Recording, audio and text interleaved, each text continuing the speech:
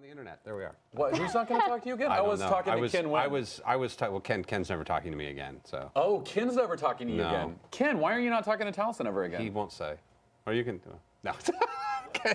You appear to be correct. I appear to be correct. Never mind. Ken, we want to show you off. Like, yeah, really quick. Run in. Ken Wein is the one who does our artwork every week, and here he is. This is him. Yeah. Ken Wein. Woo! Our amazing Wolverine. Thank you so much for decorating our fabulous stage. And don't hate Taliesin. He means well. I see no response. No, none. Yeah. He hates Taliesin. Welcome to the Wednesday Club. We are having a strange conversation today. We were trying to come up with a good theme for this week, and then we were hit with some sad news that I want to say Ken Wein, it's because it's just thrown me so badly. Yeah. Len Wein, who's an amazing comic book writer and editor, sadly died at the age of like 69. Not particularly as late as we would have liked. Yeah. I think we could have done another decade very happily. Easily. And he was still writing. He was still going. Like, he wasn't retired. He was like, hey, look at that. I enjoy writing, and I'm going to do it. I'm going to continue to do that thing. So it was an interesting. It was a person that I didn't know a ton about in comic books, and so I thought but it's a name that you constantly see over and over again, and so I was like, this is a moment normally where, especially if somebody who seems to be tangentially connected to so many heavy books in my life, I wanted to kind of delve. I thought it'd be fun to delve a little bit and sort of see what this career looked like, and it's a thing. I got really upset when David Bowie died. David Bowie was a big thing, and that Black Star album really hit. Yeah. And one of the things that came is one of the things that often came up in that album does really well, that really talks about, is the conversation between artist and audience. And the notion that when this is this one-sided dialogue and thanks to this notion of immortality in art, and that we have this art that stays with us, is that you can keep communicating with these artists after they die, long after they've passed away. Like Robin Williams is dead and gone, but you could find a new hour of his personality to experience in the same way you've been communicating with him your whole life. And there's hours and hours and hours of Robin Williams still left to experience. He's not gone even from the way interacting with him. He's out there somewhere on the internet. There's more of him. And it's there, and it's always going to be there. And he's always got something more to tell you, and that's like something I really experienced with the Black Star album. And by David Bowie. By David Bowie. Yeah. And so I was like, well, we should take a look at Len's body of work. And then I clicked the link. And it's not a body of work, it is the body of a leviathan. This man worked on every comic book ever written. I think he's written for every major superhero. And he's brought some back from obscurity, he's brought them in from obscurity. He's brought them out of obscurity, and he's kind of this background presence in a lot of our discussions about the comic book industry, because he was so nice and beloved that normally when you hear about someone in the comic book industry, it's because they effed up, or they've said something awful, or done something weird. And he's like Jim fucking Henson. He's just I found a couple random bullshit, but he was like. I love this picture. Look at that picture. Ran on DC's social media accounts, and it just, the happiness in that photo. I did not know him. I know some folks who did. Everyone I've talked to this week had a personal story. Everybody I've talked to has had a personal story about him. I met him 3 different occasions.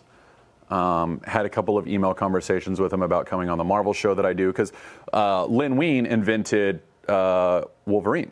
Yes. That's one of his biggest, longest lasting legacies, is the creation of Wolverine and Hulk 180 and 181. Swamp Thing co-created most of the second generation of X-Men. Nightcrawler, Storm, they're based on Legion of Superheroes, but I found still created them and put them in a comic and figured out how to write for them. And I found a quote from Claremont that was it was literally, the history of modern comics would be incredibly different if you took Wein's contributions out of the mix.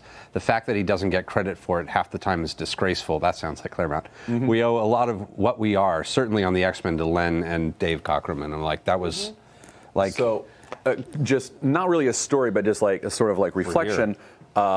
Brittany, my lovely wife, there's mention number 1, take a drink. I believe we might have her in chat. What I hope so. Hi, if you're on chat, lovely wife. But she used to work for Wizard World conventions, and there were a couple comic book creators whose names I will not say, that she said were at a lot of the shows, and they always came across as bitter. They were a little demanding, a little entitled. And that goes hand in hand with the phrase "comics will break your heart." Like, it's kind of a brutal grindhouse of an industry. But she did say Len Wein was the only creator that she ever had consistent dealings with that was always smiling, always positive, always happy to be there, like more than willing to do like just a fan panel. Like, we're just fans. We have no real kudos. We're fans and we want to do a panel on Wolverine. Len Wein, do you want to do it? Yeah, I'll do it. That sounds fun. I'll talk to you guys about it. Like 20 people in the panel, whatever, I'll do it. Like, he was willing to throw down. And that makes total sense, because like what we were talking on Monday when we were like, oh my God, we've got to do the show. He came in through fan culture. He was one of the first in the generation of comic creators to come up via fandom.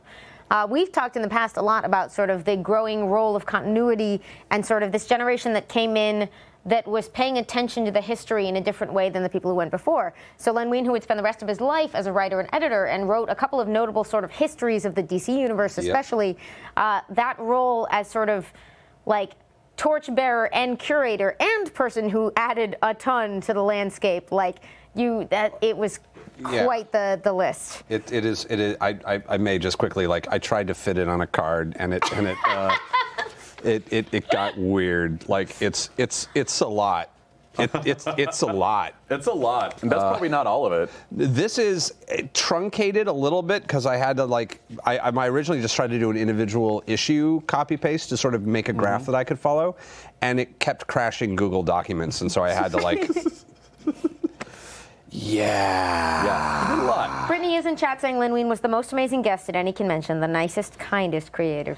It's the thing I've noticed this week, getting prepared for this show, is that all these stories I'm hearing from people about him are all not watching him on a panel or not reading something, but they're all these really personal. Like, I met him at a comic book convention, and he like everybody's got a personal story about him that's really. Well, it's adding up to be a lot. There's a friend of mine that I know from like my improv days named Travis Ritchie. He is the guy who on Community was Inspector Spacetime, and he created a web series for it and all that. Through that, he got to meet Len Wein at something, and Len took a liking to him, and Len's wife took a liking to Travis, and she said, "Hey, you should come to one of our Sunday suppers someday." And I read this on his Facebook on Monday. In a sort of in memoriam thing that he had written on Facebook, and he said, "Oh, that's very nice of them to invite me to their Sunday thing. Like, that's a sort of they're just being nice." And the next day he got an email like, "Hey, let us know if we can expect to see you. There's about 20 other people coming." Turns out they've been doing something they called Sunday Supper for years, where they just invite fans and other creators, and every Sunday without fail, come have supper with us. It's Len Wein. And I think one of the greatest regrets of the last few years of my life are discovering that exists, and then not making it, not being invited, because I never got that much of a one-on-one with him, So, but the times that I did get to meet him, just all of 2 minutes that I've had with him, just jolly and laughing, and I got his autograph on my X-Men. Wait, turn it, because it's glaring. There we are. Yeah. So Len Wein down at, what's that? Table. Also, I like that you're just. And there's his autograph. By the way, tremendously nice guy. I can't. There's a limit to how long I can go without mentioning that this is on the elephant table. In the frame. This is. This is the actual giant size X-Men. This is one of my prized possessions that Brittany surprised me with. See, now I have to talk about my wife, and like this is the Wednesday Club. This is where we talk about your wife. Let's be fair. Let's be fair. The TWC, the Wallach Club. Wallach Club. So I tried to tell you guys earlier. I'll do my best to do it in a minute. I wanted this comic really bad. I shop at a place in Pasadena called Collector's Paradise.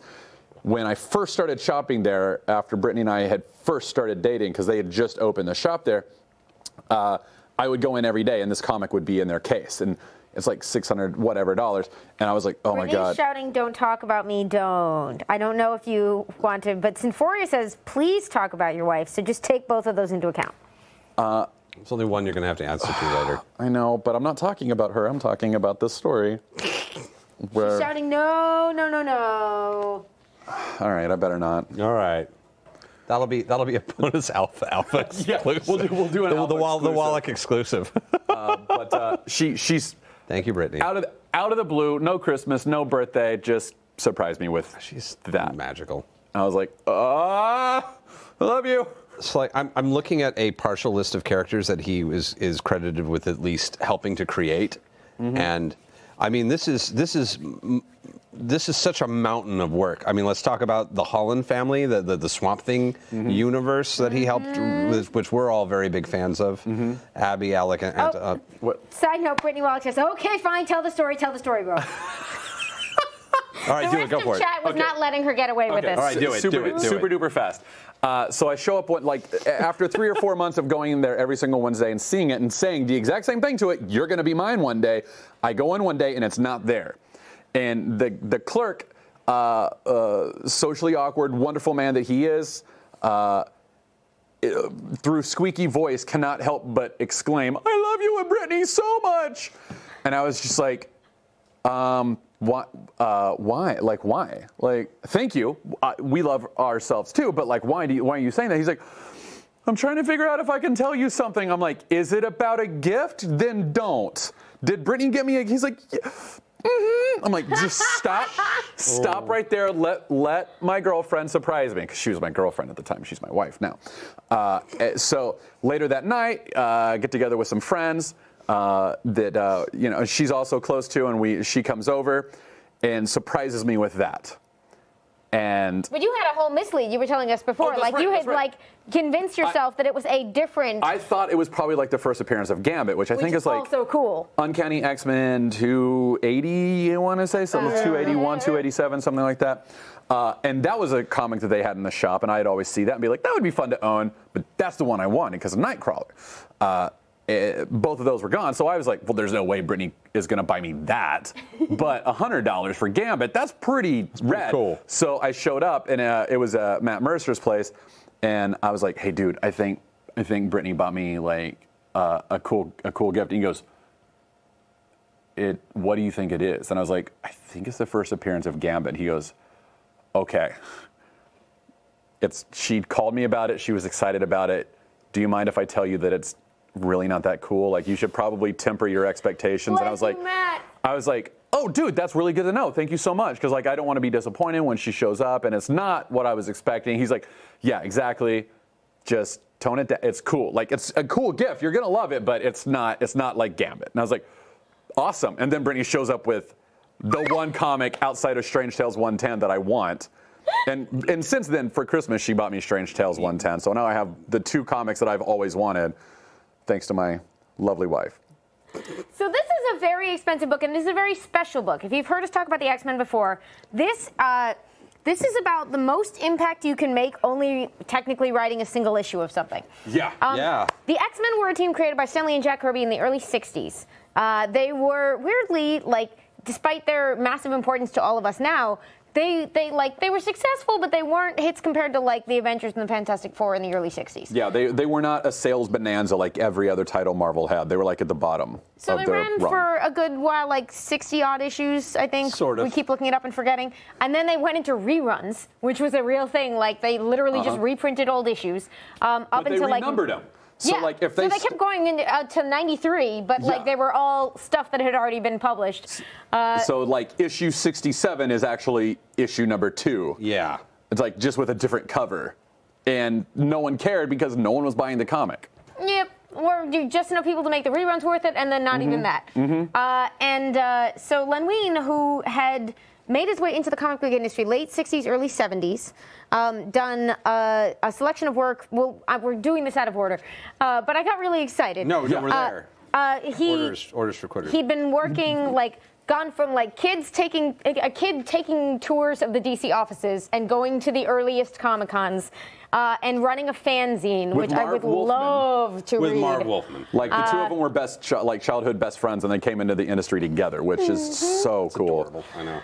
So they started getting gigs here and there and doing interesting work, and he was doing a lot of work at DC, and that's when he started working on a horror anthology where he created this Swamp Thing character with Bernie Wrightson. And anyway, he ends up over at Marvel, spending about a year in the editor-in-chief role, I think, taking over from Roy Thomas. Yeah, maybe? He took over from Roy Thomas. Roy Thomas had already started looking at the X-Men title, because Roy Thomas, one of the things that he was actually really, really good at was when he first started writing for Marvel, this is all in Sean Howe's Untold Story of Marvel book. When he first started writing for Marvel, he, I think he created a new character and then quickly realized, oh, that's actually not satisfactory because I don't get to keep the rights to that. I just created a new thing for this giant company.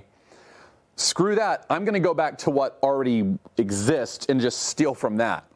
So he was very good at going back to the Golden Age characters and pulling them forward. And the Vision was actually supposed to be kind of like Jim Hammond, who was the original Human Torch.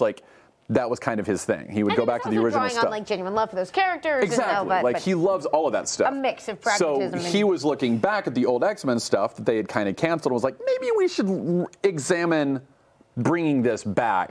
So when Len Wein takes over as editor-in-chief, he kind of inherits that sort of thing from Roy Thomas and is like, yeah, let's do that. And I'll write it. I've got you guys already have some story ideas. I'll flesh it out. Here's some characters. And let's run with it. And he did this with Dave Cockrum.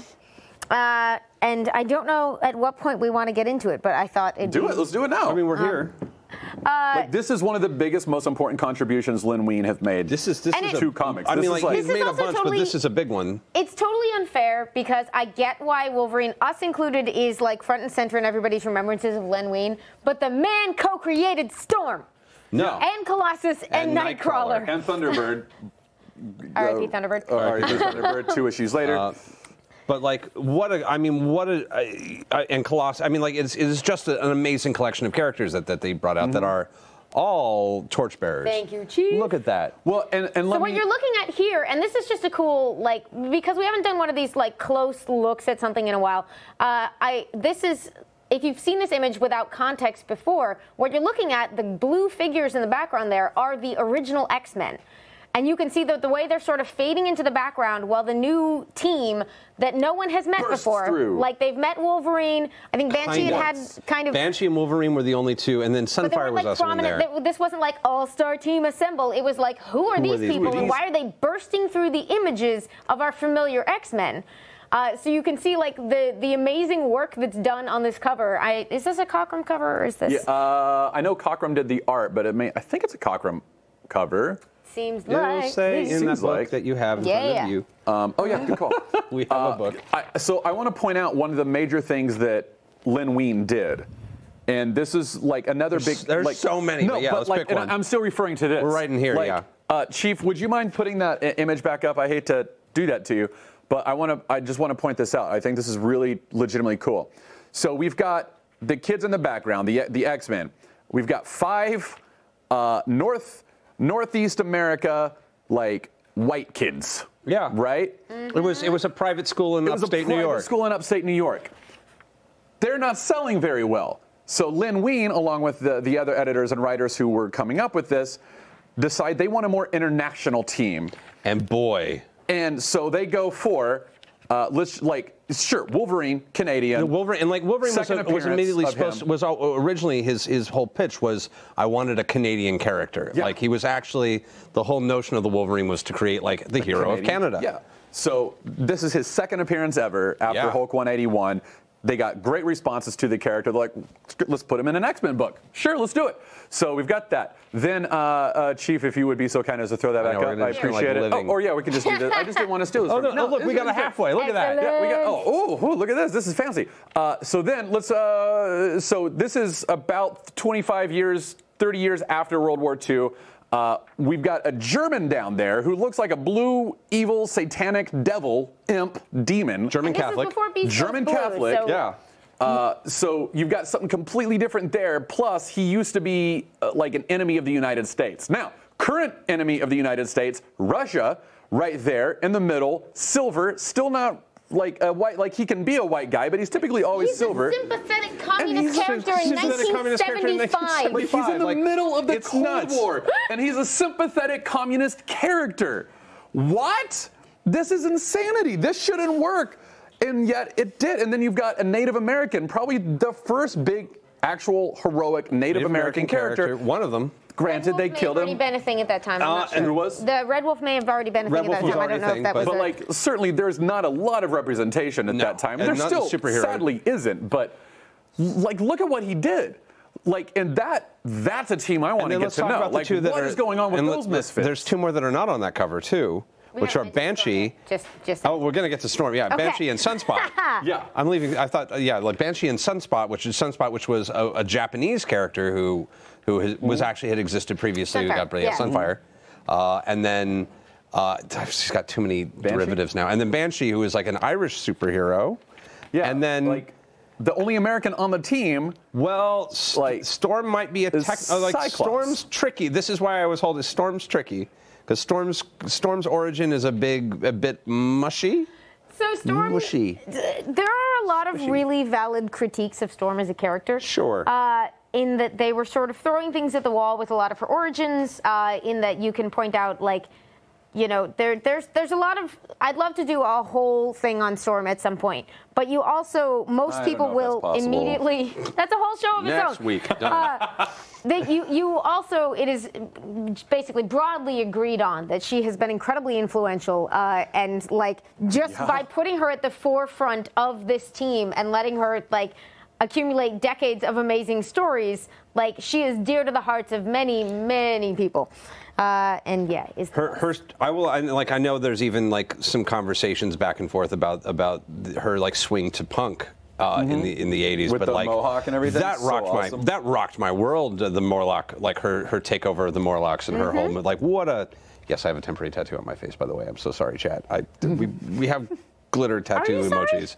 Not really. Why? You're not really sorry. Not really, okay, but my glitter tattoo is crying, so that's I'm crying. It's perfect for today. It's meta. It's a sad day. So you guys want to read some X-Men? Yeah, let's do it.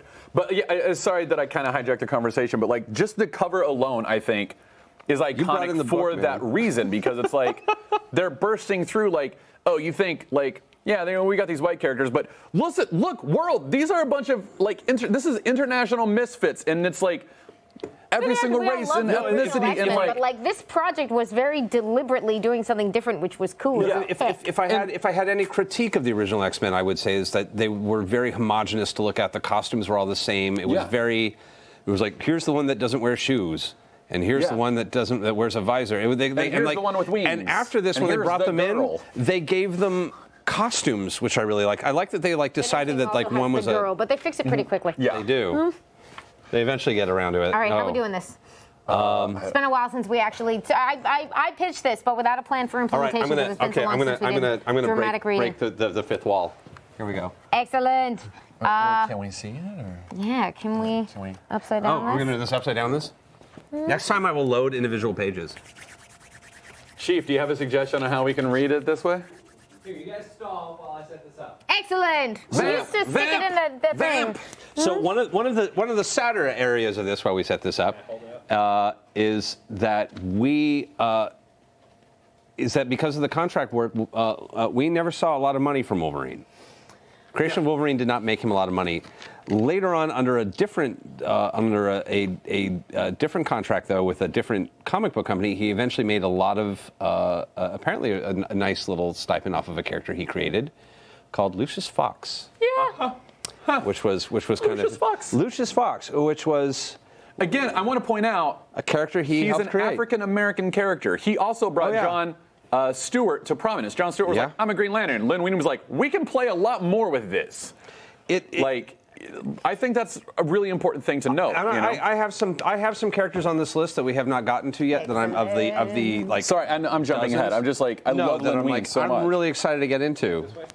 So. As Montana Billy points out in chat, like he, of course, during his time as editor, worked on such books as Watchmen.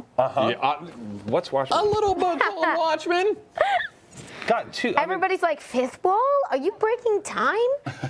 Like Superboy, that's a joke for anyone who was reading books in the 90s. I will break the fifth wall. You're going to punch time. Like Superboy Prime. Punch reality. All right. Punch time until so normally we just kind of gather around these when we do this. Yeah, that'd be fun. Standing back. Hey. Brilliant. Okay. Oh, actually, if we put it up there, then we can actually follow along by reading it up there. Yeah, that's genius. So we don't have to like lean over like strange people. That's great.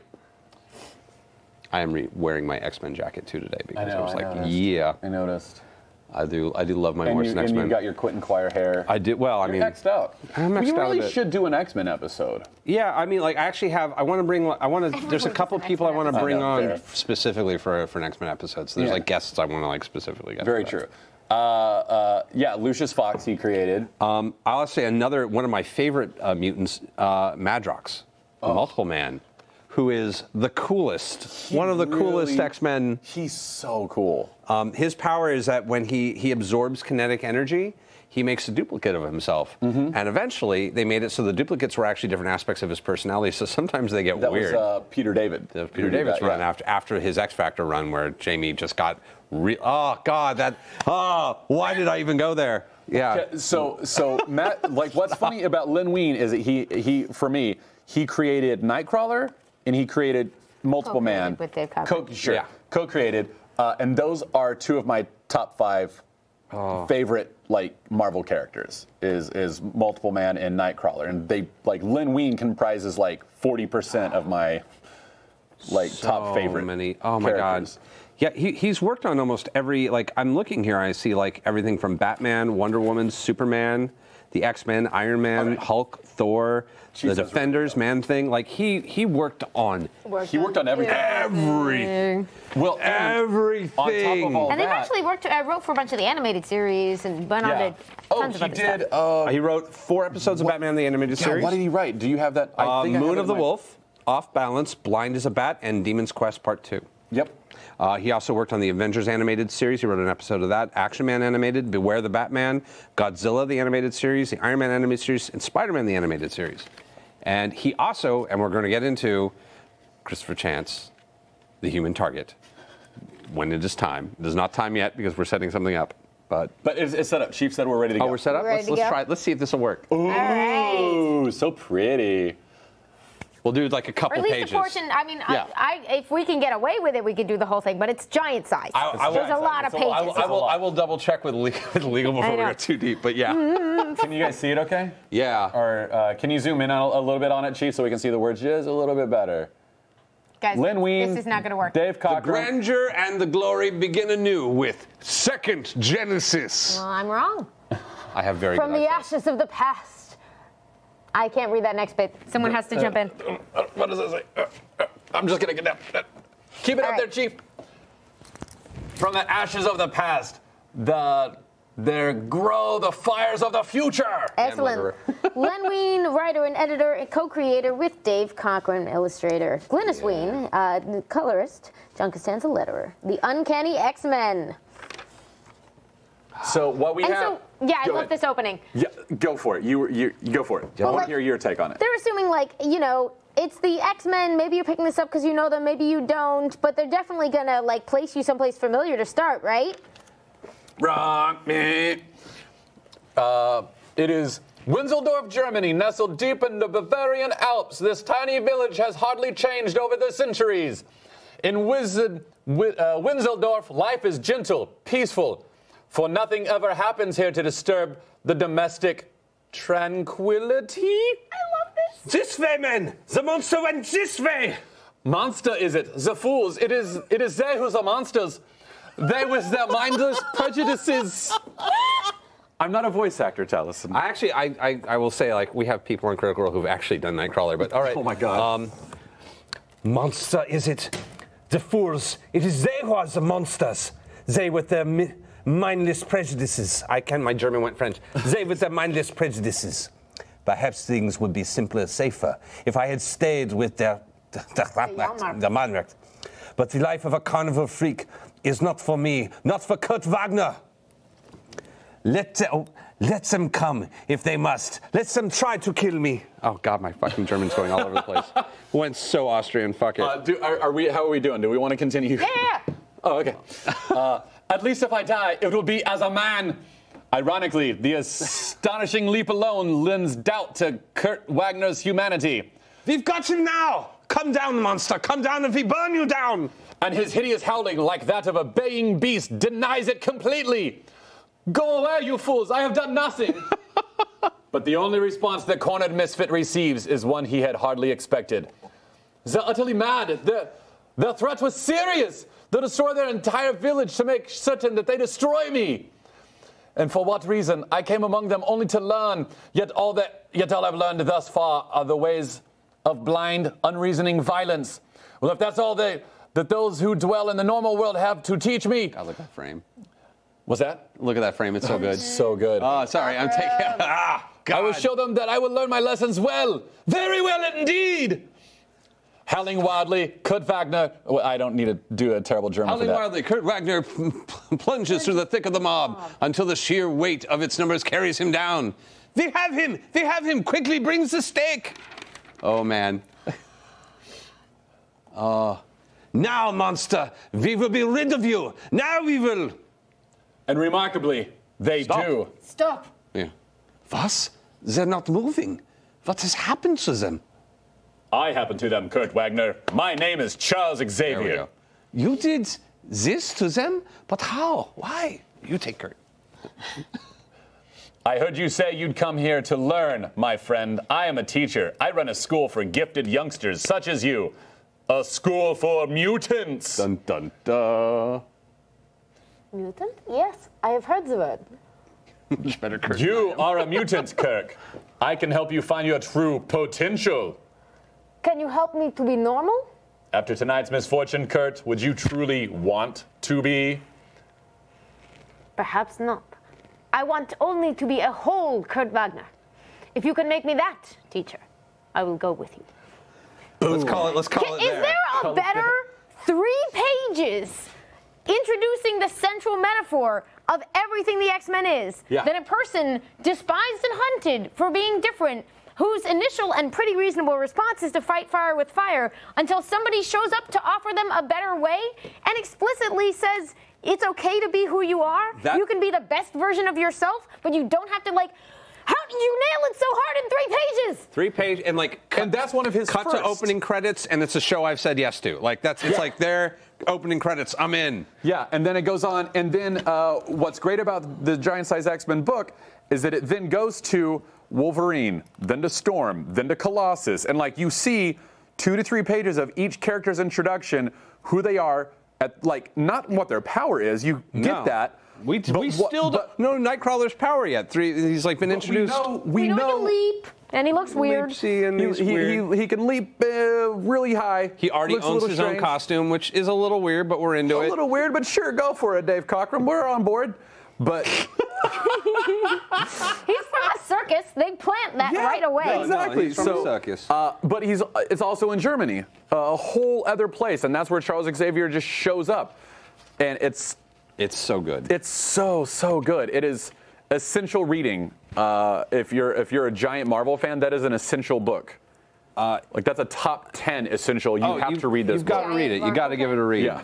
Giant size. That was giant size. It's just a term that means extra long issue of something that's probably a standalone story. Yeah, and in this case, it was just a way of getting around the fact that there was no regular X-Men series. They were just pretending it was like, this is a special issue of a book that you may or may not have noticed isn't actually being published right now. But this makes it seem really legitimate. And one of the things that I really love about this is almost an example of like retconning something in a way, because the premise behind that is that when Xavier recruited the original X-Men, he actually had a second team, that he had vetted. He just didn't recruit them.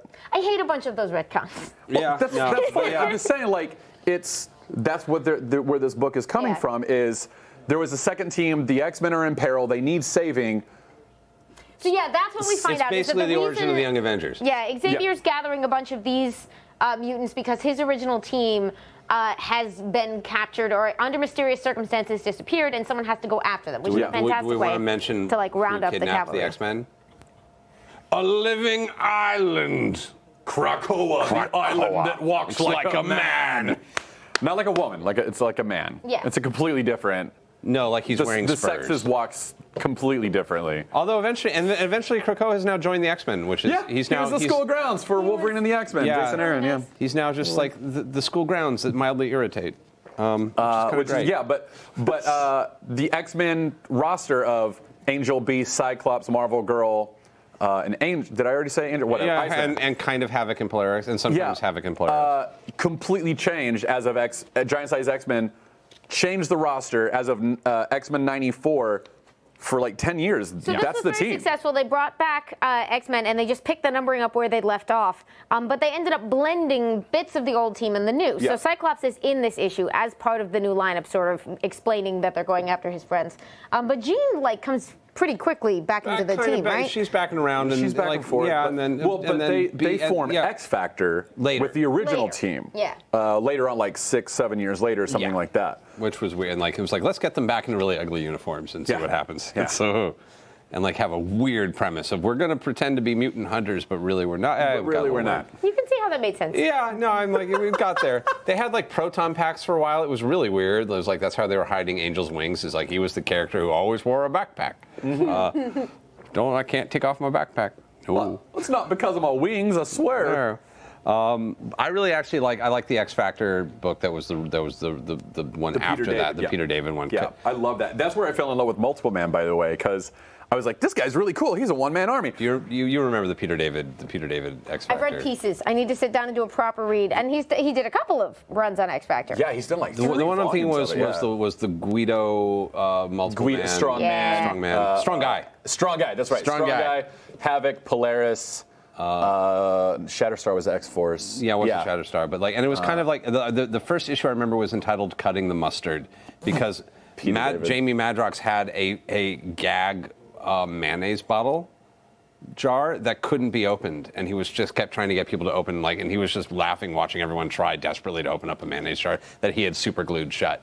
So what a jerk! Did he was such a jerk. Strong Guy? Yeah, and he couldn't. He was like, Guido couldn't open it. Yeah, no, he was like, nah, yeah. So in the Peter David run, when I fell in love with Madrox, he was having his eyes gouged out, I think by the acolytes or something like that, like a bad guy. Guys, was the 80s just and 90s were rough. A lot of eye gouging. Yeah, so he's gouging his eyes out, and he's just with deep claws, and he's like, ah, and he goes, and one panel he goes, I'm so sorry, and you think he's apologizing to the dude who is doing this to him, and he's about to hit him really hard. He's apologizing to a dupe that he hasn't created yet, because he punches the bad guy in the mouth and the back of the throat, and when he does, a duplicate appears at the point of impact inside the dude's body, that's right. and it explodes him from the inside out. And I was just like, oh my god! Oh my god! That's so gory and kind of awesome. Good work, Multiple Man. Welcome to the 90s. I'm gonna throw. Yeah, no, Okay. I'm going to say, let's also mention some of our other this is a long list of characters. I've highlighted a few that I think we can all agree are pretty cool. Well, I will say we can draw a link. There's sort of an obvious poetry to this writing that I think you may all remember from when we did, unfortunately, this same year, our retrospective on Bernie Wrightson, the other co-creator of Swamp Thing. And we read we looked at a little bit of that in chat and couldn't help commenting in chat on the show. Couldn't help commenting on the poetry of it. Yeah. Which was, of course, Len Wein. Yeah. Yeah. I mean, and there's characters we talked about Jamie Madrox, Brother Voodoo, who I'm a big fan of. Strange Tales 169. Lucius Fox, who we talked about. Patchwork Man, who's ridiculous. I don't know Patchwork Man. I need you to educate me. I'll dig some up. It's a weird character. It's fun.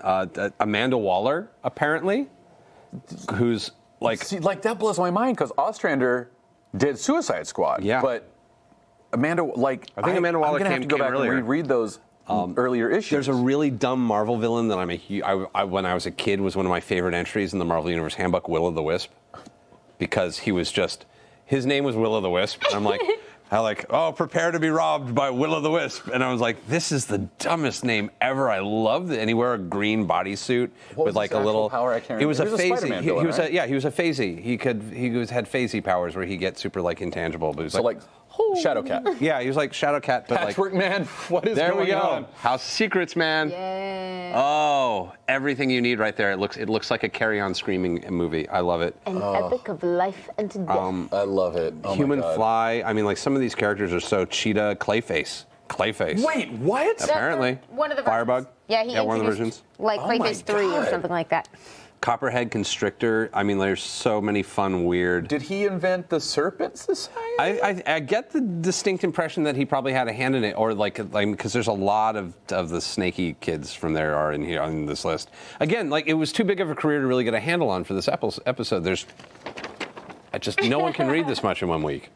I can barely read the list. It's so large. In 1 week, yeah. There's a whole section just for giant-sized versions of things. Spider-Man, Man-Thing, Defenders, Chillers. Jesus. Jody's in chat saying the third Clayface. Thank you. Thank you, Jody. Thank you, Jody. Normally she would just yell it from off stage. Yeah. The idea of the Injustice Gang, he created apparently one of the Injustice Gangs, which are, I'm a big fan of like polar opposite teams, and they've done, an Injustice Gang is one of the anti-Justice League vibe. Now, another one that's a big one for me, the Human Target. So tell us about the Human Target. Familiar with him. So, Like, I think I kind of, just like, I'm excited to hear what you have to say about this. So Christopher Chance, I had to look this up, some of this, was in Backup Stories of Action Comics. That's actually one of the Vertigo reboots of it because in 2010, Fox did a television series of the Human Target. He's actually, weirdly enough, I became a fan of the Human Target because of the original 1992 television series that they made. Not one, but two television adaptations. Technically 2.5 because Christopher Chance has guest starred on Arrow as a character. Yeah. So he's been on television 3 times, and there we are with Rick Springfield as the Human Target. Oh my God. Wow. So look at that little Human Target folder they've got to send him into battle. Oh my goodness. It was so I found the comic book because I thought this was like the best thing ever when I was a kid. I thought it was so. They only made a couple, and he was a high-priced bodyguard who, if you thought that someone had taken a contract out on your life or you thought your life was in jeopardy, he would put on a plastic copy of your face and change his voice and pretend to be you. And then like take out the killers that were trying to kill you by pretending to be you, so that they would try and kill him, and you would go into hiding. And he would have like bulletproof vests on and stuff like that. No, he was just badass. I mean, like he had some stuff, but like he had tech, but he was like, I'm hard to kill. Even in a fat suit, I'm hard to kill. Even in like dressed up like a woman, I'm hard to kill. Like it doesn't matter what he's wearing or who he's pretending to be. He didn't have powers? He's hard to He kill. was just- He's just really into rubber masks. He's just a badass cosplayer. And he's got a plane Yeah. and friends. And they win through the power of friendship and rubber masks. Kind of like an anti-Scooby-Doo. Earth. Water.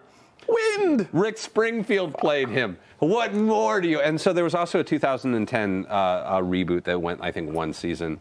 But yeah, he first appeared in the Assassin Express contract backup story, written by Len and illustrated by Carmine Infantino in Action Comics 419 back in 1972.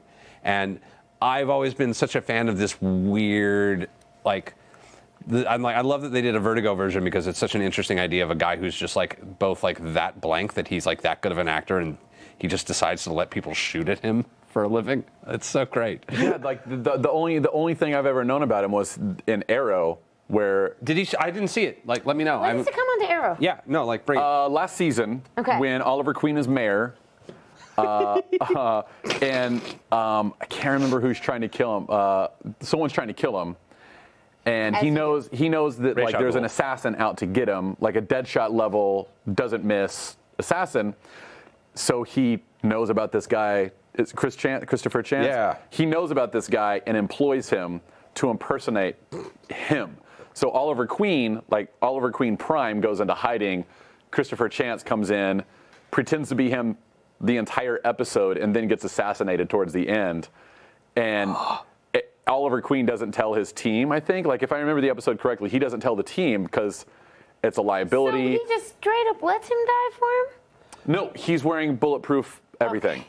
So, like, he gets assassinated. Sorry, I was like, I was like, oh my God. Ollie. The mayor's been assassinated. And a couple of days later, he's like, I wasn't assassinated. Ta-da. Ta-da. And I was like, all right, well, that's a cool character. Like, he just gets shot for people, I guess. Like, that is a rough gig. And rough gig, man. I was like, he's a comic book character, and the stories are that he just gets shot in every issue. But what I'm learning from you is, no.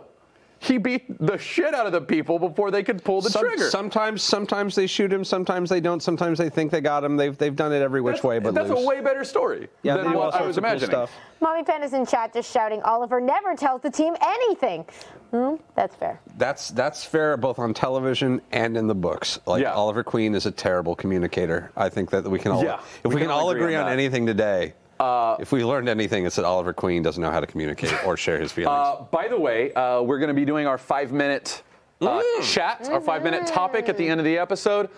So start sending us all of your ideas. It can be related to Len Wein or any of his creations, or it can be completely random and have nothing to do with it. To be fair, it would be hard not to be related to Len Wein. That's true. Yeah. I liked earlier when somebody was like, when we were going to nix the Britney story, and someone was like, 5-minute topic, Matt, just talk about your wife. I could. We could all. We could all alternate with stories of how wonderful my wife is. Oh my God, the Dreaming Special #1, Final Crisis Secret Files. Oh God, a whole run on like. So I Green Lantern Corps. I went back and reread a lot of Sean Howe's book on Marvel, his Untold Story, sort of biography on the company. Great book. If you have, it's a long book. It's about like 700 pages. But it's fantastic, and it is in depth. And he's read, like, if an artist or a writer or an editor or a letterer or a secretary at Marvel said something, this guy went and found it and wrote about it. Like, it's an incredible book. But one of the things that they talked about was that he talked about, and that was Len Wein and Marv Wolfman coming in together, and how everyone just referred to them as Len Marv. And like they've been writing for maybe 2 years, not even, and Stanley's like, you know what, you guys are great. Roy Thomas is quitting. He's gonna just continue writing on a couple books. I need 2 editors. Lynn, you're in charge of all the color books. Marv, you're in charge of the black and white. And that's what they did. And like the 2 of them teamed up, and like they were like an unstoppable force at Marvel for like 2 years, and editing, and like, but all on top of that, writing Giant Size X-Men #1, and like writing for the Punisher, and keeping Jerry Conway writing, like, you know, like trying to make him happy. Dude kept Alan Moore writing, which still kind of is like the most amazing thing I've ever heard. But like, look at that smile. Like, the dude is effervescent and amazing. Like, what a jolly man. He should be puppeting a Muppet. He should. I should have looked this up, but I know that he was editing on Swamp Thing. So is he the person who like hired Karen Berger? Oh, I don't know. But I do know he's the one. Well, maybe I don't know this. I think he's the one who reached out to Alan Moore. Because I know she was like, she took over that book and like obviously went on to change comics. Yeah. But somebody was her boss. I would love an excuse to dig into her story a lot more. I'd be into that. Do we just decide what we're talking about next week, Amy? I'm working on a guest, but maybe. But like, I mean, like it's his work with Alan. I mean, like, how many company not industry changing books can you be associated with? Yeah. He was the editor who helped. I mean, like, I don't want to say wrangle Alan Moore in case, God forbid, he's watching and takes umbrage, which you never know. Join the eye of Alan Moore. Do it. I do not want to like get the wrath of that mighty beard. That's a lot of beard to get. That's a lot of beard. Like, that beard is sentient. It's a wrathful beard. We do this. Like that beard is more intelligent than I am. No, it's probably has a better percentage contract. That beard has more stories to tell than I do. It's written some good pornography. Bless him. I have a first edition Lost Girls. That's a whole other story. It's all true. It's all true. Look it up. But I've read like interviews with Alan Moore talking about how he was intimidated by the fact that Len Wein was calling him to write Swamp Thing. Like, yeah, we were talking about that. When he hung up the phone on him. Yeah. I was telling that story when we did the Rights in Retrospective. Like that's who Len Wein is. Alan Moore's like, oh, you're not calling me. I don't believe that this is Len Wein. That's it's adorable, Alan Moore. No, it's a terrible one, and it's okay to admit that. I mean, like, God, you have to be beloved to wrangle. And like, oh God, thank you for putting that back up. I love that cover. And I love the way they put this. I posted this cover because I like the little remembrance on there. This is the legendary 48-page classic, an award-winning creation that made an impact on all of comicdom. Read it. You'll never be the same again. It's so true. So I ran into Alan Kistler today at a nearby Starbucks and was talking to him about Len Wein and stuff like that. And we started talking about Swamp Thing. One of the things that, like, as I was talking to him, I started realizing was Swamp Thing was one of the first horror-based comics, like of the Comics Code. Like in the era of the Comics Code. Resurgence in the 70s, but sure, I mean, EC Comics and all of that stuff had existed, but Comics Code had more or less you're talking wiped that out. In superhero I'm talking universe. about in superhero books, like the fact that we can have a Justice League Dark kind of can almost be traced back to the fact that Swamp Thing.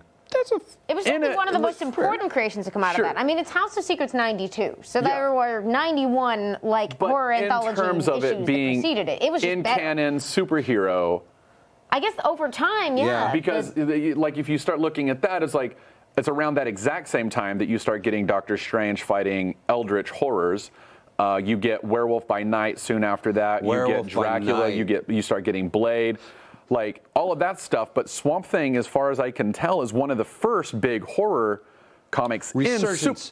I would call it a resurgence. It's a resurgence of horror comics, absolutely, but in superhero canon, there really wasn't too much monster horror stuff. No, I'd have to check that, but I think there's possible some things came before, but nothing hit as big and hard. So here's what Alan. Nothing hit as big. Nothing hit as hard. One of the things that Alan pointed out was they changed the Comics Code in 1971 to allow for stuff like that. And was that the loosening of the zombie restrictions? That was the loosening of the demonic. Love that you know that. Sort of restrictions, and that came 2 years after Stan Lee published that Spider-Man without the Comics Code, and then they started doing Green Arrow, Green Lantern at DC, and they were all kind of like bucking the trend, and audiences were changing. So I'm gonna duck out and show Chief this because he has to start digging up his feed. Hold on. Yeah. He has to what? She's sending him. She's literally handing him a link so that he can find it and put it on the screen. I love it so much. Nothing but the best technology here that we have to offer. What do we do while Amy's gone? I don't even know what to talk about when she's not here. I have no idea what to talk about with it. I mean, like, I also was looking at the list of I mean, he worked for Comic Code, DC Comics, like on everything at DC Comics. Defiant Comics, Eclipse Comics, Marvel Comics.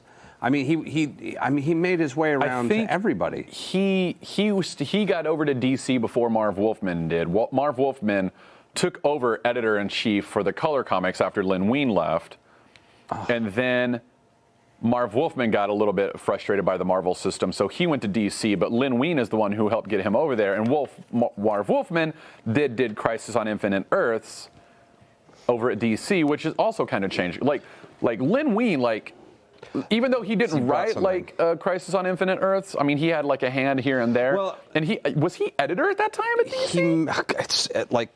I was legitimately having difficulty making a map of his career because he bounced around like a bouncy ball.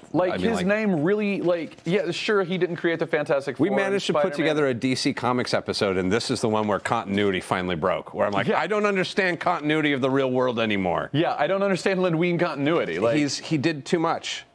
And I've read maybe at least a third of these, which is nuts.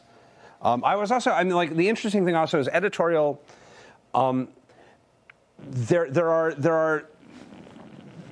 been trying to think of how to describe comic book editorial to people because we brought up that this is a great place to at least touch on what editors do for books and how and not just in their attempt to maintain continuity in books that need continuity, but any creative process, especially one like this, you tend to have an art department. You have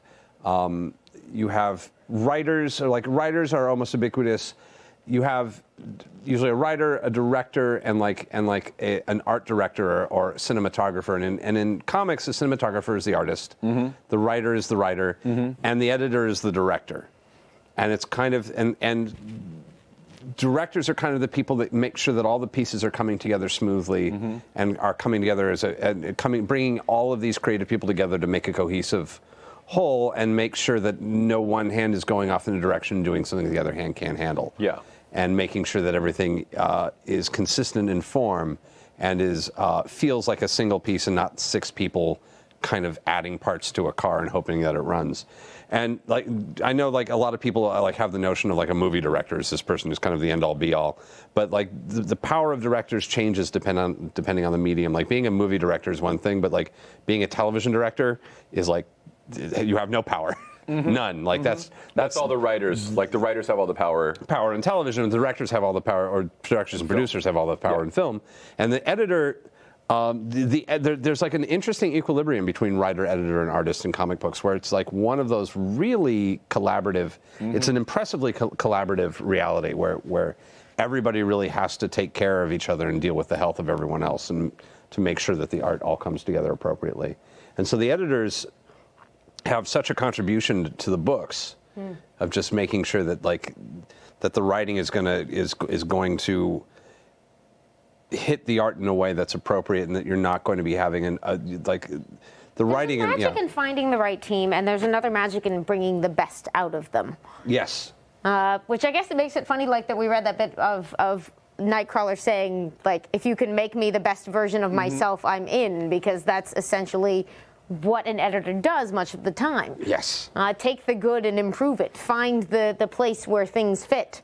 Was it, so the story on Watchmen with Alan Moore was that he wanted to do, what were the characters like? They had been looking for a use for the Charlton characters that they acquired, and I think it was a pitch that he had done with them, and they ultimately decided that it would make more sense to do original characters. Was that a Len Wein decision then? I don't know that. I don't know if anyone knows. It might have been like a Dick decision. Giordano, like on high kind of deal. Huh. I remember reading, and this may be again like anything about Alan Moore and Watchmen. This is more fiction than truth at this point, but the myth is far more interesting than whatever reality could possibly be. Yeah. That it was once they realized they had a great story on their hand that ended with a lot of these characters' deaths.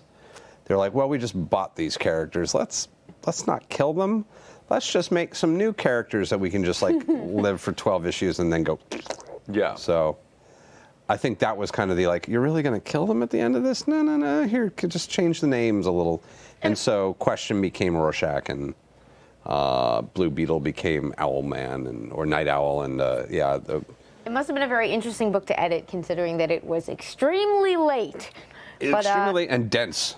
Well, super dense, and then it also had like, you've got the main story, but then you have like pirates, and then you've got like follow-up stuff at the end where it's like they're telling like the letters, what was like you have letters, but then you've got excerpts from the original the various in-text fictions, and in-fiction texts. And I can only imagine that, and I'm sure that a lot of this has to do with the relationship between writer and artist, but like Alan had, I imagine, a lot of very specific needs and desires for how things. I mean, like they show up in the book. There are things that I'm not going to say an ambivalence towards Watchmen, because that's not true. I have mixed feelings on Watchmen. There are things that I will always love about it, but there are things, I mean, like, it's too big to have one feeling about. If that may, that's like, fair. It's too big of a book to have one feeling about. I've got like 9 feelings about it. But Would it be a map of your feelings about it, mapped to the 9-panel grid? Oh, like it really is that 9, because every time I read it, I've learned something new. Like I learned something new about the book every time I open it up. And there's those strange Before Watchmen prequels that. Yeah, this is one of the ones that Len Wein worked on. Yeah, he helped edit the Before Watchmen books, I believe. He wrote that one. Oh, was that the one he wrote? Yeah, he wrote that one, but he probably had a hand in editing. Yeah, no, he's listed on helping coordinate the whole project. Oh, excellent. So this was looking on to confirm my memory of whether he was the one who mentored Karen Berger. Wow. He sure was. This photo was posted by J.M. DeMatteis on his Twitter account, and it was taken in his Brooklyn apartment in 1980. And that's Len Wein in the middle, Karen Berger on the side, and Marv Wolfman on the other side. As those three would just change comics forever. Can we see it again? Yeah, bring it back. Oh. Sorry, that was so cute. I had to leave the stream to go try to figure out, like. I want to hug all of them at the same time. I want Marv Wolfman's shirt. Oh my God. Oh my God. I want Marv Wolfman's shirt too. But look at Len's like cravat thing. I know. It's so cute. Like, oh, it's so wonderfully Brooklyn in the 80s. Oh, and Cross Street in chat says that apparently Len was also at one point roommates with Jerry Conway. He was. That's amazing. He was. Yeah, I read that today, like going back through that book. He was roommates with Jerry Conway. And they didn't, towards the end of their tenure at Marvel, they were having a hard time with each other, but. I mean, like, I'm being an editor, I'm sure is a stressful endeavor. Late 70s at Marvel had a pretty high turnover for editors. Oh, that's so. Stan Lee was still kind of had his hand in everything, but he wasn't really doing the editor job, but he still wanted to be doing the editor job. Yeah. Oh, and someone has asked about the cheetah, saying, was he partially responsible for a new storyline? And look, I'm not sure the full details, but I know he helped George Perez reboot Wonder Woman in Cheetah's on the list. Well, one of the single most important runs of all time on that character. Yeah, like just looking at the timeline of when I think he was editor at DC, he had a hand in creating the post-crisis DC universe. In terms of editor. Wonder Woman Volume 2, issues 3 through 16, 87 to 88, and Wonder Woman 212, 74. Plus the World's Finest, a brief run on World's Finest. Yeah, it's like, did some phenomenal work on Phantom Stranger. I mean, like. We just got a really beautiful link in chat. Cross Street just linked me to a domarket.com memorial.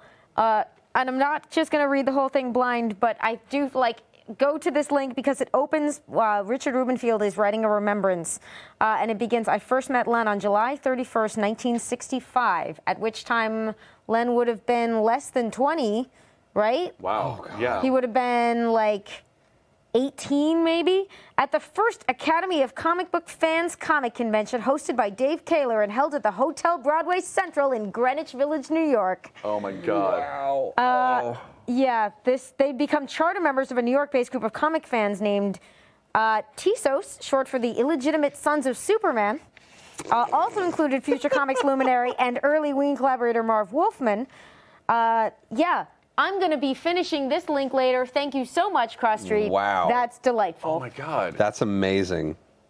I want to read it, too. Can we not just read it now? Well, I feel bad because this gentleman has written his full, there's some beautiful early pictures and memories of Len as his friend. This is a really lovely. I'm the only one who gets to enjoy it at the moment. We'll love the three of us. Well, we'll give it a roll when we're done with the. I mean, it was hard plowing through all the remembrances, and I got through a bunch, but God. Paul Levitz has made me cry like a baby. Oh. Yeah. Oh man, I mean, and there's so much. There's just so much. This is such a list of the comics of my youth that he at least had his fingers in. What haven't we gotten to yet? I mean, Conan. He did there was a run on the Defenders in the 70s. A whole bunch of Fantastic Four. A run on Iron Man. A run on Incredible Hulk. Kull the Conqueror. Tons of Marvel Comics Presents. Power Man. A run on Power Man. I'm just in the Marvel section. A long run on 2-in-1 or Team Up, right? I can't remember which one. Marvel Team Up. He did a long run on Marvel Team Up, issues 12 through 27. He wrote for Doctor Strange a Marvel Team Up where it was Spider-Man and Doctor Strange fighting. It was Xandu, and they had to go get the Wand of Watum back from him in his own dimension that he created using the Wand of Watum, and then Doctor Strange and Spider-Man had to switch powers. That was the only way that they could. I love it when Spider-Man has to switch powers with anybody. It just makes me happy. And that was the only way that they could beat him. And Spider-Man was like, I'll get him with my web. He didn't know that because Doctor Strange had to do it in silence so that Xandu didn't know what he was up to. So he's like, I'll get him with my web. He'll never see this coming. And he went to shoot his web, and it was a mystic bolt. And he's like, what the hey? Like, how did this happen? He's like, don't worry, Spider-Man, I've got this. And then Doctor Strange started shooting him with webs. And it was like, what is going on? This is the greatest thing ever. MCP is great. Werewolf by Night, a run on Werewolf by Night. This is still just Marvel. 2099 Unlimited, which I was a big fan of. Oh my God, 2099, man. Marvel 2099 was a great experiment that died too soon. It gave us Spider-Man 2099, which it did. It gave us Doom 2099. Oh my God, and X-Men 2099, Punisher 2099. I had all of those. That wasn't just a random link from Cross Street. Sorry, I'm catching up on chat. Oh, no. That remembrance was written by Cross Street's dad, who was actually close. I'm so sorry for your dad's loss. Wow. Thank you for God. sharing this beautiful article and these pictures, which I'm going to devour later. Oh my, I want to read it now. Sorry. It's okay. Just taunt us. Thank you for sharing that, Cross Street, very sincerely. Lots of love from us. And like on the DC side, I mean like like DC Legacies and a whole bunch of like it's just, and there's a huge run on Batman, and he ended up. Tell me about his Batman, because I've never really read his Batman. I haven't read his Batman stuff either. I was going to do that today, and I was like, There's so much. I believe some of it is available. Some of his Batman run is available on Comixology Unlimited right now. Oh my God, is it really? Because there's like I saw a $35 issue that was all like, I think it was all of his Batman stuff. There was like Tales of the Batman or something like that. Tales of the Batman, and then Batman Nevermore. He did like a really good gothic horror Batman. It was a lot of like I'm trying to like peg the vibe, but it was like really an interesting, a lot of the psychologically disturbed Batman stories that I'm always a big fan of. Yeah. So anytime we're going to gas Batman, he's going to have nightmares. Well, it's kind of like Batman's storytelling at its best, because he is such a like deep psychological character. Like, he's so messed up. Yeah, it's like Morrison stories I feel better about like recommending, because it's not just me recommending Morrison stories. Yeah. Which all of my friends are sick of. Not the stories, just me recommending them. Oh my God. There we go. Oh God, I found this. Yeah, Batman versus the Incredible Hulk. And it's that wonderful underoos blue and gray Batman. The Batman of my ute. The blazing battle you never expected to see, and the Joker's just having a great. Joker's just like, this is awesome. The Joker is my inner child right there. Just that era of art just pops so much. Oh, Cole Drake has some recommendations, I think, in chat. Detective Comics 408, 444 through 448. A few other numbers up through the 500s. That's all Batman stuff. 426 for Elongated Man. 479 and 80, Hawkman. 482 to 485, Etrigan the Demon. 483, 44, 46, 493, Human Target. 500, Slam Bradley. 1971 to 1982. Slam Bradley. I remember a good run of Phantom Stranger also, which a run on Legion of Superheroes, Superboy Legion of Supergirl Heroes. I remember a run on Tales of the Green Lantern Corps when I was young that I was just, there's just so much. I loved his DC history he did shortly before the New 52. I think that was the one. Legacies? Yeah, not Legends, but Legacies. It was, I have it here. It was called, I was just looking at it, the Retroactive, right? Or was Different that? thing. No, that was later. Those were sort of one-shots inspired by different eras. But there was sort of a, like, they went back and sort of told the history of the DC Universe, like, with one issue devoted to each era. And it sort of... Like starting at the Golden Age, like pre-World War II or during the World War II kind of thing? Cool little backup stories introducing some of the other major players. It was great because that was around the time I was really getting into DC. So he was my guide for a lot of that stuff in the form of that wonderful book. Untold Legends of Batman, that was the other one that... Oh, man. I've never been so overwhelmed by a body of work before. It's really like but that's the thing. Like that's hard. Like this since Sunday, I've been like anyone who's asked me about it. I'm like, he's kind of like, his name belongs up there with like Stan Lee and Kirby and Ditko in a lot of ways. Like, but it's in a much more subtle way. Like he really has had it's like Berger. Like you don't hear her name a lot. For the grace of who knows what comics would look like without that chain of decisions. Exactly. So like, but like the last 25, 30 years of comics has been very largely guided by what he did, you know, like in a lot of ways. One of the wonderful things about like, you know, it applies to any form of art, but once you start, like, you fall in love with the characters and the stories, but the more you learn about the behind the scenes, the more amazed that you get by the ways that, like, fictional lives and universes are guided by real people making the like whatever best decisions they can, by what mood they're in and who they're friends with and what they feel like writing about. It has been, his wife has said, Len Wein's wife has said that like a lot of his characters were influenced by the fact that like he was a sick kid a lot. So she sort of says, you know, like Wolverine's healing factor is not a coincidence, because Len Wein was always rebounding from something or other, and imagining somebody with that sort of like power cranked up to 11, at least according to her, is connected to his personal experience in a way which has now touched the whole world. She was. I cut a lot of my notes on her, but she was a fascinating cat too. His wife was. Is. I say was. God, that's one time too soon. Just checking. Thank you. Is. I believe she had a law degree and then ended up, they had a problem, their house burnt down in 2009. Oh my God. And they managed to like recover some of their nest egg by, she went on Jeopardy and won apparently a bunch of money on Jeopardy. I just saw that. I had no idea. Yeah. Wait, what? Yeah. Like that's because she's like apparently like this like supervillain level brain to just like know all of these wonderful things. And that is amazing. Yeah. This was like I kept finding too much to talk about. So much. I don't have my notes on it because I'm like I'm never going to even get to it. It's so weird. She won on Jeopardy. She's supposed to be a lawyer and activist. She's done a ton of really cool stuff. That was, I mean, like, that was like a whole nother well to dive into. I'm like, wow. Well, now I want to do a whole episode on her. He was also, he was honored by the Will Eisner Comic Book Hall of Fame in 2008. He was inducted into the Hall of Fame. Won multiple awards. Like, he's been winning awards for the Shazam Awards for Swamp Thing back in 1972. Those were proto awards. We talked about them a bit when we did our Eisner history episode. The Ink Pots in 77, Comic Book Buyer's Guide's Fan Award for Best Editor in 82. I mean, like, and yeah, he is the Illuminati of comics. He is just behind everything. Friendly and loved a happy by everyone. Like a Kermit the Frog meets the Illuminati. That's great.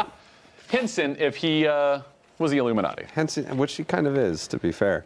Yeah, it's a spectacular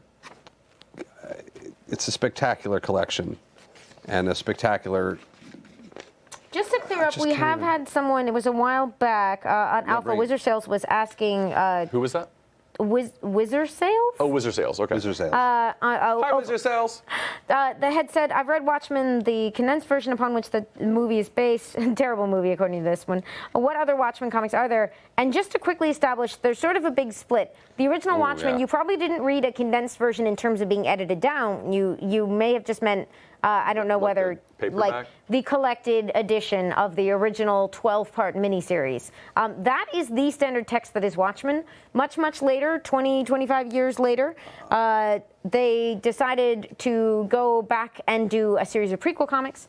They have sort of a mileage may vary role in the community because of various sort of behind-the-scenes things that led to their development, which we can get into on a different episode, and I have mentioned before. There's a phrase for this type of and I think you'll appreciate this because I love this word so much, pseudapocrypha. I know the word apocrypha, but what's pseudapocrypha? Pseudapocrypha is something that was not part of the original canon, but was later installed as part, like Dante's Inferno is pseudapocrypha of the Bible, because while it was never part of the actual religious canon, it is the standard image that most people have of hell, is what he painted. It's like the 7 layers of hell. 7 layers of hell. Like that, So since it was adopted, it is pseudapocrypha. So yeah, like the levels of hell and everything like that is, as far as I remember, my scripture actually isn't in the Bible at all. It's Lake of Ice. It's pretty much all they got in there. Yeah. And like the Enochian stuff, which is apocrypha.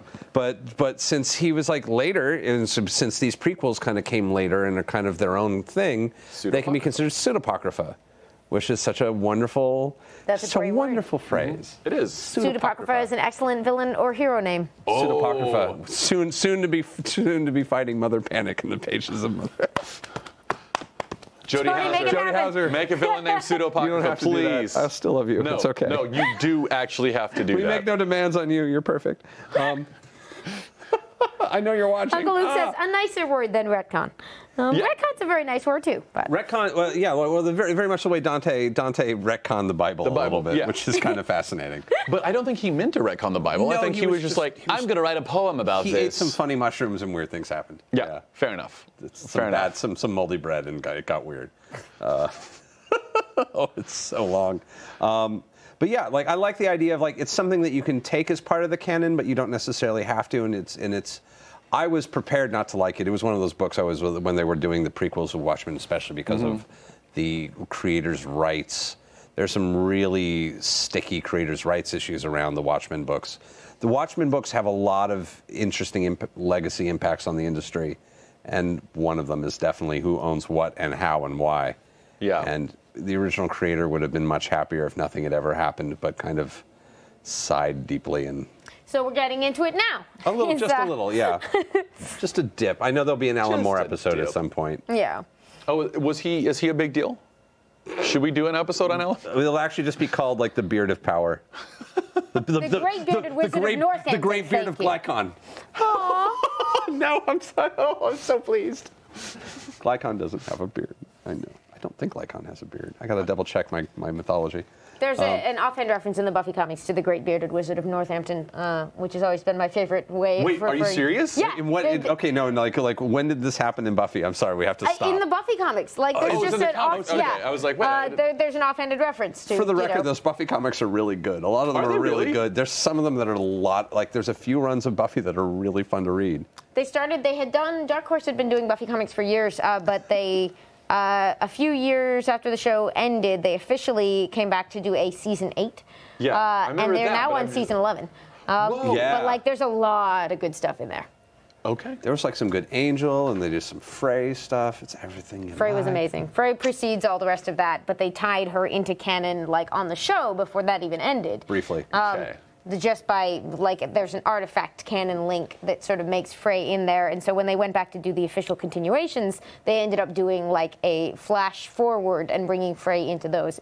It's a whole thing. I have to admit, I've never actually finished watching all of Buffy because I got to a relatively important character's death that I don't want to spoil for anyone who hasn't seen it, even though it's way, way, way long afterwards. And I was like, I can't watch anymore. This is too sad, and I don't want to see the next episode. And I haven't, like, it's been a couple of years now. I'm just, nope, I'm not gonna. Yeah, no, I feel you. I'm not in the mood yet. There's a lot of, and thankfully, there's just so much to watch these days. Good God, I don't know how anyone keeps up. Yeah, there is. There is. I toss my cards upon the table. What kind of questions do we have right now? Yeah, who's asking what? Let's see, Taliesin, how long did it take you to make that epic list? Romeo Fleiss wonders. It took about an hour, but from just copying and pasting from various websites, and most of that time was in failed attempts to move things around because there was so much. Yeah, honestly, My favorite comment, by the way, from So Far Today. Oh gosh, it's buried under all the suggested topics. It was someone who was saying that. Fatty Melt, new goal: live a life so vast and varied that the truncated version crashes Google Docs. Yeah, no, well done. like if there's a life goal out there, that's a really solid one. To crash Google Docs. Yeah, like crash Google Docs with a list of reasonable to minor accomplishments. Yeah, like that's a life well lived. Yeah, it's fascinating. I'm used to being able to wrap my head around people, and he's really hard to. He was so quiet. Yeah, he was, but that's like his influence was so subtle. But like when you look at it, it's and it was massive and important. It was your tweet that I was like how I found out that he had died. It was you on Twitter. Yeah. But I have a weird philosophy to artists passing anyway, which I'll get to at the end of the show anyway. So that's which I've touched on briefly, which is like I love the notion of artistic immortality and the notion that we get to put these things out there that are going to survive us and going to be remnants of who we are in this really interesting way. I mean, like you could literally build a paper mache version of him just from his books. like mass alone, it's just such a, I don't know how, like, this is what it's going to feel like when Bendis finally, like, don't even, no, why I mean, would like, you put that in the universe? because we're all, none of us are immortal, but like, it is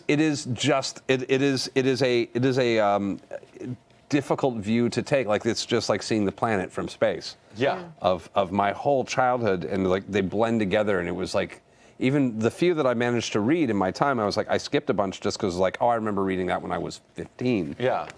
20 some odd years ago. And so many of these have had like such, like, we have more covers I've tried to put covers of like some of the ones that I remember as a kid or some of the ones that were kind of fun. And it's just hard to even remember what I put in the folder at this point, just because I look at this list and I get vertigo. But like, this was, I mean, like, and like, there's just long run on Spidey. Yeah, a phenomenal run. Look at that Defenders cover. Look at Nebulon, the man who bought the Earth. Nebulon. I mean, like, which he created, I might add. Like, of course he did. The Rampage of Reed Richards. Again. Oh, that's right. He started doing stuff with Molecule Man. And look, specifically, I love this reprint. Reprint of Giant Size X-Men that actually like gives us an even like an. Is that because they have the all new Secrets of the X-Mansion? Yes, which I love. So that should have gone in our handbooks episode. Yeah. So real quick. Oh God. Tales of the Green Lantern. Oh, this was good stuff. I mean, it's, and of course. This is the all-time classic first appearance of Swamp Thing. Right and there. we just to briefly pausing on this one.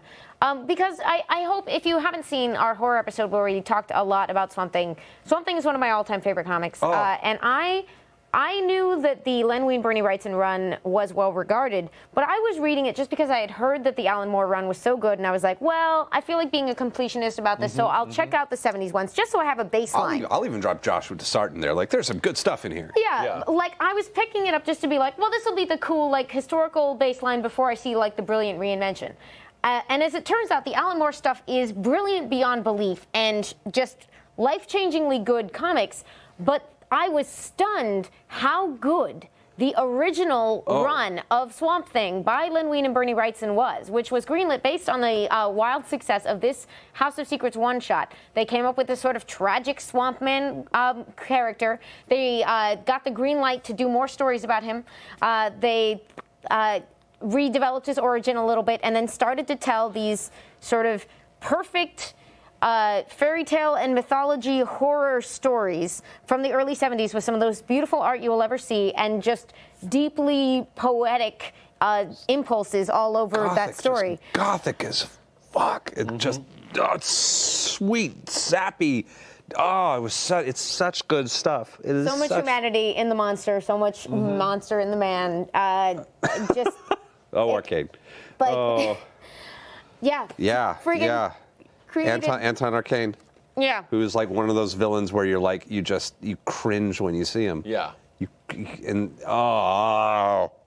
So good. The kind of work that Alan Moore was intimidated to follow. The kind of work that inspired the people in the next generation. And then Alan Moore eventually gets to write the Superman Swamp Thing crossover, which is one of the most beautiful and tragic and loving. Like, it's an entire story of just two men meeting each other and being kind and just kindness. It's the entire issue is for those of you who don't know, since we haven't done that yet this episode. Superman gets red kryptonite poisoning, if I recall. I can't. I believe it's. I believe, or a flower poisons him. I'm trying to remember exactly. He gets poisoned and loses his powers and kind of has but like it's a very specific Kryptonian disease, and he's like going to eventually go mad and become like a problem, and so he basically like drops his life and gets in his car and drives south with the intention to die. Like, Superman's just like, I've got to find a safe place to just end this. It's like a plant that's making him crazy, right? It's a plant, and Swamp Thing finds him. He doesn't even know who he is, and they never really like exchange names, but like Swamp Thing ends up just like taking him and curing him and like fixing him without like any real credit, or it's just this beautiful story. It's just loving. And like the thing that strikes me about Swamp Thing is that this is one of the first things that he comes up with in a professional capacity after having been a fan and after having done the whole like, let's start a fanzine with Marv Wolfman and let's go tour the DC offices. Like we've already said, like that's amazing to have that level of talent that early on at such a young age and producing at that level. That's awesome. That's so cool. And the chain goes back further. Of course, Joe Orlando is the one who sort of took a chance on him, brought him in for a bunch of stories, and was the kind of like, you got anything like, what do you got, kid? For this horror anthology? And he's like, well, I got this story about a swamp monster. And like, he tells a wonderful story about the creation that I think we got into on the I mean, Rising like, episode. I can never talk about Swamp Thing enough. I mean, like, how can you ever talk about? It's such a strange, beautiful, poetic book. Yeah. And so many writers and artists have done such a good job keeping, like, I can't think of a lot of bad moments in the Swamp Thing legacy. There's I haven't really read. Oh, I love this picture. I know. I found this online. And I was like, this is an amazing like Swamp Thing cosplayer with Len, and I'm like, that's Len Wein, by the way, is the one on the right. I just love how happy he looks in pictures, because he looks as happy as I would want him to be about, like, thank God you knew we appreciated you. You know, like. Yeah. Well, there seems to be like a legitimate joy to him. Like, there's this thing of like, I was a fan who then got to be a creator and who inspired other fans. And look at the stuff that I created. Isn't this awesome? Like, didn't really seem to get crushed. Like maybe I will never speak to someone's private interior, but like managed to at least maintain the appearance of like not getting too crushed under the weight of the heartbreaking industry that is the heartbreak of creativity. Yeah. You want to hear about some heartbreak? Oh no. Yeah, bring it. We have our topic for our 5-minute Wednesday Club challenge. Oh boy. Which we do every week. We get you all to give us suggestions, and Liz, cruel, heartless Liz, picks topics for us to work on. And today's comes from CL Jedi. 5-minute topic. 5 minutes going on the clock. Topic: you are a citizen of the Marvel Universe with a child. How do you die spectacularly, and how does it inspire your child to become a superhero? Wow. Legacy! That's amazing. Oh. You're 5 seconds down. Oh my God, we started? Yeah. I barely heard the question. I need it repeated. CL Jedi, topic: you're a citizen of the Marvel Universe, you have a child. How is it that you die spectacularly, and how does that inspire your child to become a superhero? You're getting a legacy character, next generation. So, I mean, like, I'm a citizen. Am I a hero, or no, just like you're just you? I'm a You are Batman's parents. How did you? Okay, go. Thank you. Okay. Do I need to start? Please. Here we go. Okay, obviously I'm a West Coaster. Let's just make sense. So I'm like obviously living on the West Coast. Briefly during Daredevil's time in San Francisco when he's doing there, he gets into a scuffle with a bunch of mutants, and like everything goes wrong, and I die in some horrible like mutant related violence. My child grows up to understand that like violence is definitely like just causes nothing but damage is not the problem, but gains the weird and unmistakable ability to just register as a mutant on mutant detection systems, and that's all he has. Oh, interesting. So, but he stages like a protest of sort of false positive that helps to dismantle like a registration system. He's just himself and Chaos and Wits just helping to like take the system down as some sort of wonderful anarchist bastard. I love it. That is my child right there. I'm still lost. I don't know. Like, it's okay because we got another coming up right now. Do you have one, Amy? Okay, so I love this game. I would. How do I die spectacularly, and how does it inspire my child to become a superhero? You know what? Well, like, okay, let's go a real sad direction with it. Like, I could be a citizen who, like, never went after stuff, never, like, lived out, and then, like, kept, like, a secret, you know, the secret room full of comics or the things that inspired me that, like, my child doesn't discover until, like, I've been taken out in some, like, an asteroid hits the city randomly, and they sort of realize that I had all these dreams that I never acted on, and they discover, like, I don't know, some, like, dance costume from when I was younger, and they're like, I'm going to go out and do it because Mom never did, and an asteroid could hit the city any day. Live like an asteroid's going to hit the city tomorrow. Live out your dreams. Go out and try to make the world a better place. You have just pitched the best Dial H for Hero reboot I've ever heard. I'm so into it. Matt? I don't know. I'm so. You broke me. Are you too sad for your child, or are you No, like? I don't know. Like, this is like such You're a good obviously murdered like by Dormammu. That's how you're going to go out in real life. I don't want to do a Doctor Strange thing because that's what I always do. So I'm like, no, I don't want to do Doctor Strange. Did you make like the bad bargain? Ooh, that's good. All right, so I'm going to steal that. The question is Matt's supervillain origin story. Yeah, you broke me, Liz. You broke me. I'm just going to. Fuck it. I'm just going to make it up as I go. We got 2 minutes. So I'm out on a stroll with my child, and I'm holding my little boy's hand. There's a little girl. Fuck it. It's a little girl. We're out. We're holding hands, and we're going to get ice cream. And then Dormammu appears and over the city and just starts raining fire down on everyone. And I start running, and I'm grabbing other kids as I go, like pulling them out of the way, like, no, Dormammu, no! And I'm just like saving kids left and right. And as Doctor Strange flies in, Dormammu squashes me right as I throw my little girl out of the way, and her ice cream melts all over her hand. She's like, "Daddy, no!" And Doctor Strange comes down and sees all the kids that I saved, like pushing them out of the way of rubble and everything, because there was an orphanage there, like there was like a bus of orphans or something, and I helped save all of those kids. Not self-sacrificing, just like, these kids need to be saved, and this is dangerous. And then Doctor Strange takes the little girl under his wing and teaches her sorcery. Your daughter literally gets adopted by Doctor Strange? Yeah. Daughter Strange? Yeah, Daughter Strange, Lady Strange. I was going to go with like an ice cream themed character because it's like the burning of her ice cream. She becomes like the Haagen-Dazs Avenger, or like I suppose more modern. She just becomes known as Halo Top. No, she's Rocky Road. She walks a rocky road. If mine's a daughter, yours is a son? Yeah, I think so. They all team up, I assume? I'm not gonna put any labels on my child, please. But you know, it works out however it works out. Fair enough. Yeah. Does your child declare themselves the leader? Despite total lack of qualifications? I think it's thrust into, unwillingly thrust into that place by just being the one willing to like put themselves at risk. Because Rocky Road would have maybe lost touch with like the way things are done in the modern world. And my character's daughter is sort of impulsive and going out there and doing things, but like making a ton of mistakes because they're really just committed to the like try something philosophy. So we would definitely end up turning. My kid would be so anarchistic that they think the Murlocs were like sellouts at that point. All right. You use a roof? That was it. Yeah. That was it. That was our 5-minute topic. We are the Wednesday Club. If you're seeing this on any channel other than Twitch, what camera am I looking at? Go find us on the Geek and Sundry Twitch channel. Becky, Amy Dallen, Taliesin Jaffe. Thank you, CL Jedi, for that topic. Yeah. That broke me. Did it break? Yeah, that was nuts. That was great. That was so cool. That broke me. I just had to like improvise, stumble my way through that. Welcome. Well, we all hate stories that are made up, so. Yeah, I know. We all hate those made-up stories.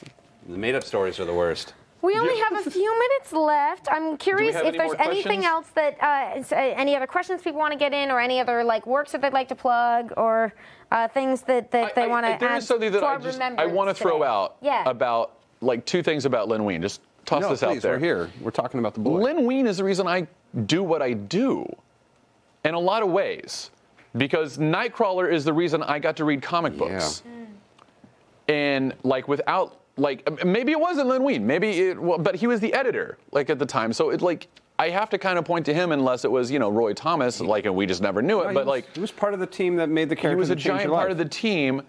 So, I can only point to him and say, thank you for creating a character that my mother and father were able to look at and say, you know what, comics are okay. Like, comics are okay for our oldest to read. And because they were able to say that based on Nightcrawler, who is a creation of Len Wein, I now get to do a show with you guys because I've read comics since I was a kid. And that's because of Len Wein. And I think that's amazing. And the second thing I want to say about Len Wein is he was a fan. And he knew comics really well. And he was like, I want to continue to write what these people have written. And I want to write them because I want to see these characters go off in all these other directions. And there's something very encouraging about that. There's something like, if Len Wein can do it, so can you. And look at what Len Wein was able to accomplish. So be encouraged. May we all leave behind just like the ripples of sweet, generous personal stories in our wake. What a phenomenal legacy. Yeah, like truly. Is there any, like, I'm sitting there just trying to make you tear up right now with all of the power of my being. Siona-san wants to know if you have voiced Len Wein characters. I've not gotten to do nearly as many. It's not really. I don't want to say it's frowned upon, but it's not really like looked. You don't get into voiceover to like do comic book character voices, even though that's definitely like an unspoken goal that I'm like I always try my hardest. Like I don't try my hardest, but if there's like any chance of being in anything comic related, I'm always in. Let me ask you this. Based on the list of characters there, what one Len Wein character would you want to voice? Madrox, Jamie Madrox. I've always wanted to be the voice of Jamie Madrox. I've been feeling that one for a decade of like I've got the voice in my head. I know how to do it. I'm like, Can we hear it? Jamie is basically like my lighter version. It's like the slightly snarkier version of my Barry Allen. Yeah. And then just getting able to play with the idea of like just making copies of yourself and letting him out. And it's cool because he's also a detective. He runs his own detective agency. He's got mutants that work for him, and everything's going to be fine. I've got it covered. Nice. Because I'm Jamie. Yeah, no, it's right. He just sits so nicely right there. Yeah. And I've always, like, even back when I was making Chris Bevins, who, God forbid, will drag in here one of these days, and I, who's another voice director, used to have a private wiki where we were creating all of the Marvel Universe with all the voice actors that we knew, which were a lot of them. And the rule was you could take one Marvel character and then one mutant character so that we could double up. And I was like, I'm Jamie. That's just on. Yeah. It was just on. It was like a decade ago. And obviously, like, Swamp Thing is tremendously important to me, but I would not, like, I can't, everyone who played, I don't know who I'd be if he hadn't introduced those X-Men. Like, I don't know. Yeah. Like without let's just go down the chain. Without him doing giant size X-Men, X-Men doesn't get saved. So X-Men doesn't become a property for Chris Claremont to do. For 16 years. For Forever. 16 years. Yeah. To be adapted into the animated series. X-Men becomes the best-selling book Marvel has for all of the 80s, which is why we get X-Men animated series. And it was in a dead rivalry with the new Teen Titans being written by and drawn by Marv Wolfman. Written by Marv Wolfman, drawn by George Perez. Yeah, and then we get the X-Men animated series, which is why 80% of our friends are into comic books the way that they are. Yeah, I mean, like... that all can be traced back to Len Wein doing Giant Size X-Men #1. Hired Karen Berger, started Vertigo changed comics. Like, the ripples are insane. The ripples are, like, it was too much. The dude threw a lot of stones into a giant ocean. Yeah, and it's now that it's kind of come to a conclusion, it's such a huge. Like, you don't really legacy. think about it. You almost take for granted, well, yeah, Len Wein, he's an artist, he's a writer, he does his thing, and then you look at it, you're like, oh my God, what he did. Oh, weird jerks for not noticing this earlier. So are we? I think it's just wrapping up in 3 minutes. Your homework for this week is to tweet something respectful but excited at someone who's still alive. Yeah, what a good idea. That's a great idea. Tell someone that they're awesome. Don't be weird and morbid about it, because that'd be strange. Be like, I want to appreciate you while you're still here. That would come off strange. I dig your weird. But you know what I'm trying to say? I'm trying to say the nice version. You're fabulous. So yeah, I suppose I mean, like, stay tuned for a Shield of Tomorrow that's coming up. Yeah, we got that coming up. You're on that, right? I am. Yeah, it's Dallen's Day. And I'll say I really quickly wrote this because I just wanted to, like, kind of really put this as succinctly as possible. And I like anytime I'm working counter, I like to end things with a quote. Losing a creative voice in our lives, as opposed to losing a personal loved one, affords us this amazing opportunity. The immortality of art means that the one-way stream of communication, the signal that affected us through the medium that they chose to express themselves, is still radiating. We are given an opportunity to take stock and make our relationship with that creator blossom more fully. And to slightly misquote Charles Dickens, the pain of a parting is nothing to the joy of meeting again. So just read well this week, everybody, because there's so much Len still to read. Mm-hmm. There's a lot of Len to read, and you are not going to run out anytime soon. He's still there, and all those books are still there. And he's going to be there for a long time. Long time, depending on how quickly you read. I'm Taliesin Jaffe. You can find me at Executive Goth when I'm conscious enough to use Twitter. I'm Amy Dallen. Thank you, Ken Wynn, for our beautiful Wolverine picture. Ken Wynn. I'm Matt Key at the Matt Key, and I have an Instagram that I'll soon learn to use. Thank you so much for watching the Wednesday Club. See you at the next Wednesday time, next Wednesday channel. Well done.